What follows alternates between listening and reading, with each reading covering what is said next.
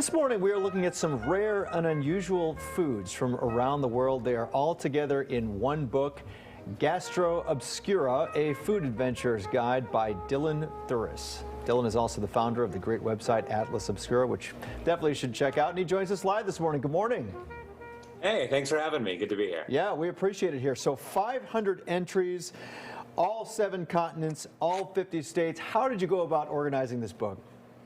Yeah, so it was a big project of, Atlas Obscura before did the same thing, which we reached out to our huge community of travelers around the world and said basically, what's an interesting food item, ingredient, dish, restaurant that you maybe grew up near or found while traveling?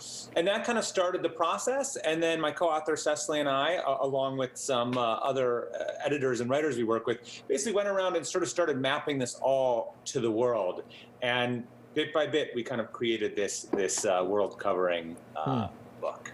I imagine there are many opportunities to try some of the items that are in Gastro Obscura. Was there anything that was your favorite, or anything that was just simply too adventurous to try?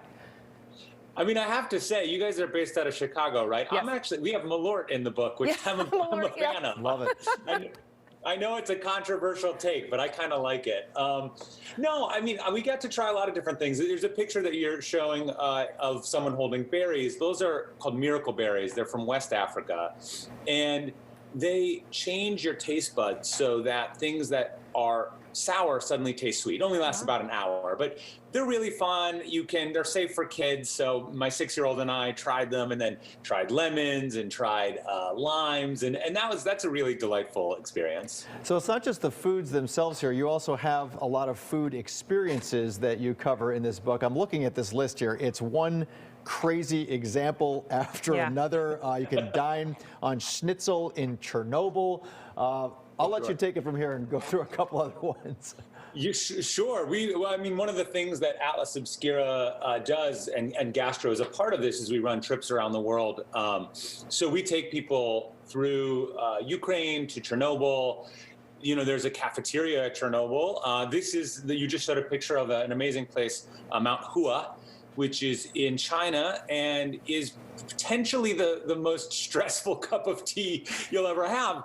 The tea is great. Once you get to the tea house, it's lovely, but you have to basically do a plank walk around the edge of the mountain. It's considered one of the most dangerous hikes in the world to get up there. There it is again. And so, the book is really, it's a way to open to any page and find something interesting about the world, about food, about history. It's kind of, you can use it either as armchair travel, which, over the last few years has been a helpful way to travel, or you can really look and say, actually, I really want to go to this place and try this thing.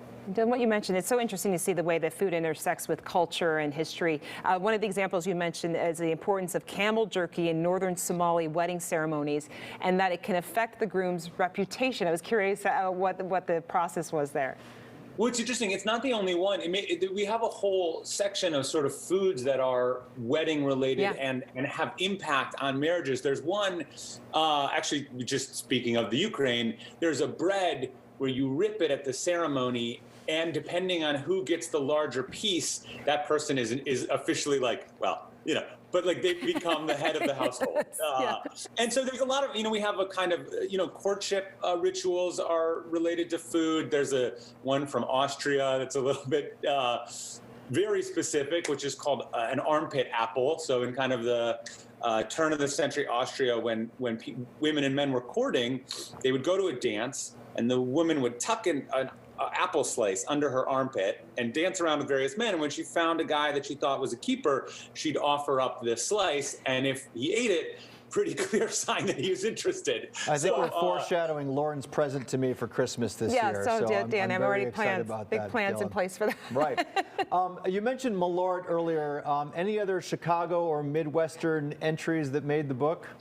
Oh, yeah. One thing we talk about in relation to Chicago is all the food and interesting food-related stuff that came out of the Chicago World's Fair. So, Pabst Blue Ribbon beer came out of it. Shredded wheat came out of the World's Fair.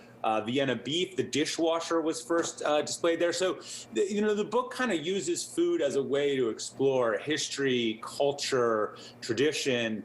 I'm from the Midwest. I grew up in Minnesota, so I grew up eating a lot of Scandinavian stuff, a lot of lefse and pickled herring, and even the very often maligned lutefisk.